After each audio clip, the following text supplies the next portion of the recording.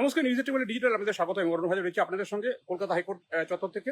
এবং কার্যত কাঁপছে, ভয়ে কাঁপছে, গ্রেপ্তারের ভয়ে কাঁপছে এ রাজ্যের একাধিক তৃণমূল কংগ্রেস প্রার্থী এবং নির্বাচিত তৃণমূল কংগ্রেসের একাধিক বিধায়ক গ্রেপ্তারের ভয়ে কাঁপছে।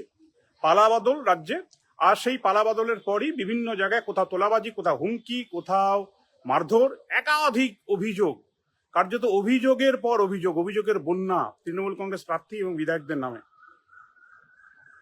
পরপর মামলা হচ্ছে, পরপর কলকাতা হাইকোর্টে মামলা হচ্ছে। হাইকোর্ট কিছু ক্ষেত্রে পদক্ষেপ করছে, কিছু ক্ষেত্রে করছে না।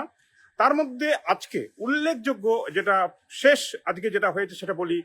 বিষ্ণুপুর, দক্ষিণ চব্বিশ পরগনা, ডায়মন্ড হারবার রোড দিয়ে কার্যত কৈলান পেরোলি যে জায়গাগুলি পড়ে, আমতলা, বিষ্ণুপুরের তৃণমূল কংগ্রেসের নির্বাচিত বিধায়ক দিলীপ মণ্ডল, তিনিও বলছেন তাকে গ্রেপ্তার করতে পারে পুলিশ, এবং পুলিশ একাধিক এফআইআর তার বিরুদ্ধে করেছে, সবগুলো নাকি মিথ্যা।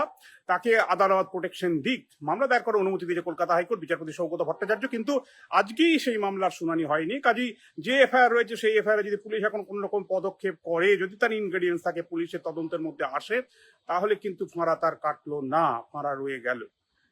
মামলা কবে শুনানি হবে? 26 তারিখে মামলা শুনানি হবে। এতে গেল তৃণমূল কংগ্রেস বিধায়ক দিলীপ মণ্ডলের কথা। আজকে আর একটা খবর, যেটা বালির এবারে পরাজিত হয়েছে তৃণমূল কংগ্রেস। সেখানে তৃণমূল কংগ্রেস প্রার্থী ছিল কৈলাস মিশ্র, এবং সেখানে জয়ী হয়েছে বিজেপির রাজ্যের অফিস বিয়ারার বিজেপি নেতা সঞ্জয় সিং। সেখানে 6টা এফআইআর এই কৈলাস মিশ্রের বিরুদ্ধে, এবং কৈলাস মিশ্রের বিরুদ্ধে কিন্তু একাধিক অভিযোগ রয়েছে, এবং তার বিরুদ্ধে অভিযোগ কিন্তু এই প্রথম উঠছে তা নয়, এরকম একাধিক বার অভিযোগ ওঠে, কিন্তু হয়তো কমপ্লেন হয় না। কিন্তু এবার কমপ্লেন হয়েছে 6টার মধ্যে 5টাতে কলকাতা হাইকোর্ট বলেছে আপাতত কোনো কড়া পদক্ষেপ করা যাবে না। কিন্তু একটি অভিযোগ, যেটি মালি পাঁচঘড়া থানার, যেখানে অভিযোগ করেছেন খোদ সঞ্জয় সিং, বিজেপির প্রার্থী, সেই অভিযোগটা নিয়ে কলকাতা হাইকোর্ট বলছে না, এই মামলায় আমি কোনো রকম ইন্টারফেয়ার করতে পারবো না, কারণ ইনগ্রেডিয়েন্টস যা রয়েছে, এখানে যা বিষয়বস্তু রয়েছে এই তৃণমূল কংগ্রেস প্রার্থী কৈলাস মিশ্রের বিরুদ্ধে, সেখানে কিন্তু কোথাও একটা গন্ডগোল রয়েছে। কাজেই রিট কোর্ট আর্টিকেল 226 মেনে যে কোর্ট এক্সারসাইজ করে তার পাওয়ার এবং প্রোটেকশন দেয়, যেটা গতকাল অভিষেক বন্দ্যোপাধ্যায় পেয়েছে, যে প্রোটেকশন আরো কয়েকজন তৃণমূল কংগ্রেস প্রার্থী বা বিধায়ক পেয়েছে, এই প্রোটেকশন আমি দিতে পারবো না কৈলাস মিশ্রকে, কারণ তার বিরুদ্ধে অভিযোগ খোদ বিজেপি প্রার্থী সঞ্জয় সিং। এরা শোনা যাচ্ছে সঞ্জয় সিং সম্ভবত মন্ত্রিসভার জায়গা পেতে পারেন, কারণ অনেক পুরনো মুখ। বিজেপির দিলীপ ঘোষ সেই সময়কাল থেকে তার সঙ্গে রাজনীতি করা এবং অফিস বিহার টানা সামলানো। সঞ্জয় সিং যে অভিযোগ করেছেন, সেই অভিযোগের এতটাই ইনগ্রেডিয়েন্টস রয়েছে, এই মুহূর্তে কলকাতা হাইকোর্ট কিন্তু ওখানে হাত দিচ্ছে না, হস্তক্ষেপ করছে না। কাজই ফাঁড়া ঝুলে গেল কৈলাস মিশ্রের। একটি মামলা কিন্তু কোনো রক্ষা কবচ পেল না, এবং ওই মামলাটা মুখে বলেছে যে অন্যরকম যে ফোরাম রয়েছে, এক্ষেত্রে ওই এফআইআর এর এগেনস্টে আগাম জামিন চেয়ে আবেদন করতে পারে কৈলাস মিশ্র। কিন্তু সেই আগাম জামিন সেটা করতে পারে হাওড়া জেলা আদালতে করতে পারে, অথবা করতে পারে কলকাতা হাইকোর্টে। কিন্তু আমরা কোনো কিছু শুনিনি, আজকে এরকম কোনো অর্ডারও হয়নি যে আগাম জামিনের মামলায় কোনো রকম প্রোটেকশন কলকাতা হাইকোর্ট দিয়েছে। কাজে কৈলাস মিশ্রের জন্য, বালি তৃণমূল কংগ্রেস প্রার্থী, তার জন্য কিন্তু ফাঁড়া ঝুলছে। আরো বলি আপনাদের, মানব পড়ুয়া, তিনি ভগবানপুর, পূর্ব মেদিনীপুরের তৃণমূল কংগ্রেসের প্রার্থী ছিলেন, কাঁপছেন। এই এক সমস্যা, গ্রেপ্তার করতে পারে পুলিশ একাধিক মামলা, এবং তার ক্ষেত্রেও যে অভিযোগ, সেই অভিযোগের যা বহর, একজন প্রার্থী তার বিরুদ্ধে যে অভিযোগগুলো হচ্ছে, কতগুলো এফআইআর হয়েছে, তার একটা টেন্টেটিভ লিস্ট তো দেবে আদালতকে, যে এই মামলাগুলো হয়েছে, এই অভিযোগ হচ্ছে, এখানে ফাঁসানোর চেষ্টা হচ্ছে, কাজে এই জায়গা তাকে প্রোটেকশন দেওয়া হোক, সেটাই বলতে পারেন। এবং তিনিও কিন্তু আজ কোন রকম রক্ষা কবচ পাননি। কাজেই ভগবানপুরের তৃণমূল কংগ্রেস প্রার্থী, তার জন্য কিন্তু একটু সমস্যা রয়েছে, কারণ নতুন করে মামলা ফাইল করতে হবে। সেটা 26 তারিখে ভ্যাকেশন বেঞ্চ হবে, গ্রীষ্ম অবকাশকালীন যে বেঞ্চ হবে, সেখানে মামলা করবেন হয়তো নতুন করে, সেখানে যদি তিনি রক্ষা কবচ পান। কিন্তু আপাতত ঝুলে গেলে, কলকাতা হাইকোর্ট কোনো হস্তক্ষেপ করেনি, মামলাটাই উইথড্র করতে হয়েছে, কারণ গন্ডগোল রয়েছে, তাতে কিন্তু রক্ষা কবচ তিনি পেলেন না। এর পাশাপাশি আমরা জানি পরেশ দাস, তিনি কিছুটা হলেও স্বস্তি নিঃশ্বাস ফেলছেন, তিনি নৌকোয়ারশিপ পেয়েছেন। এছাড়াও একাধিক তৃণমূল কংগ্রেস প্রার্থী, তারা কিন্তু পরপর লাইন দিয়ে কলকাতা হাইকোর্টে মামলা করতে শুরু করেছেন। এবং এই যে মামলার ধারাপাত, তাতে মামলা কোথায় গিয়ে থামবে ঠিক ঠিকানা নেই। 2021-এও আমি হাইকোর্টের বারান্দায় ছিলাম, হাইকোর্টের অলিন্দে ছিলাম, খবরের মধ্যে ছিলাম, আপনাদের খবর দিতে থাকছিলাম। 2021-এও কিন্তু মূল যে ফোকাসটা ছিল, হয়তো ঠিক পরিসংখ্যান বলছে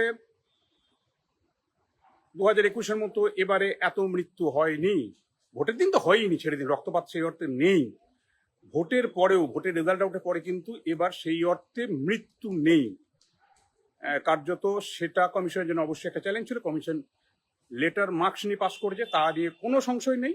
এবং তৃণমূল কংগ্রেস দাবি করছে, অন্তত অভিষেক বন্দ্যোপাধ্যায়ের মামলায় গতকাল কল্যাণ বন্দ্যোপাধ্যায় দাবি করেছেন 10 জন নাকি তৃণমূল কংগ্রেস কর্মী মৃত্যু হয়েছে, কিন্তু তার নির্দিষ্ট করে কোথায় কি তিনি বলেননি। যদি সেটাও ধরে নেয় তাহলে কিন্তু সংখ্যাটা কম। কিন্তু আমি 2021-এ অত পরিমাণ মানুষ মারা গেছিল, হাজার হাজার মানুষ, কেউ কুচবিহারের যারা মানুষ তারা আসামে গিয়ে আশ্রয় নিয়েছিলেন, এদিকে পুরুলিয়ার মানুষরা ঝাড়খণ্ডে চলে গিয়েছিলেন, একাধিক মাসের পর মাস তারা সেখানে ছিলেন। তৎকালীন রাজ্যপাল জগদীপ ধনকর তিনি নিজে দেখা করতে গেছিলেন এই সমস্ত আমাদের রাজ্যের মানুষ, অন্য রাজ্যে গিয়ে তারা সেখানকার আশ্রয় নিয়েছিলেন তাদের সঙ্গে।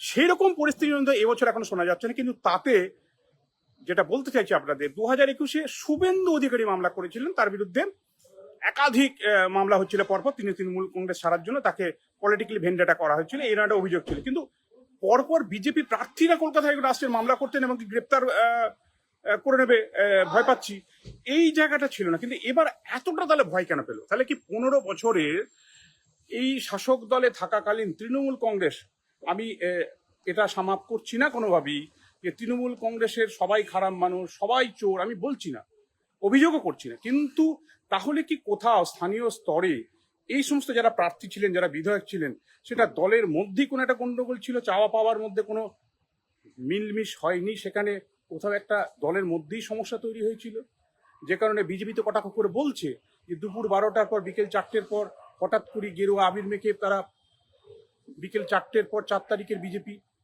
তৃণমূল থেকে বিজেপি হচ্ছে। তৃণমূলে যারা এতদিন চুপচাপ ছিলেন, জায়গা পেতেন না, তারা এখন বিজেপি হয়ে তৃণমূলের বিরুদ্ধে চড়াও হচ্ছে। রিতেশ তিওয়ারি বলছেন এই কাশীপুর বেলগাছিয়া তার এলাকায় এরকম ঘটনার কথা, বিভিন্ন জায়গায় এরকম ঘটনার কথা। কাজে এই পরিমাণ যে অভিযোগ, সেই অভিযোগটা কিন্তু এর আগে দেখা যায়নি। সেটা কিন্তু একটা অবশ্যই নজিরবিহীন। এবং মানুষের তাহলে কোথাও একটা ক্ষোভ, কোথাও একটা জনমানুষের একটা ভিতরে ভিতরে কোথাও একটা পুঞ্জীভূত ক্ষোভ যেগুলো ছিল, যেগুলি পালা বদলের পর মানুষ এক্সপ্রেস করতে পারছে, যে কারণে এই এত এত অভিযোগ হচ্ছে, এত এত এফআইআর হচ্ছে। কি হবে না হবে সেটা ভবিষ্যৎ আরো স্পষ্ট করে তার উত্তর দিয়ে দেবে, কারণ সময় সব থেকে বড় এক্সামিনার, এটা আমরা জানি।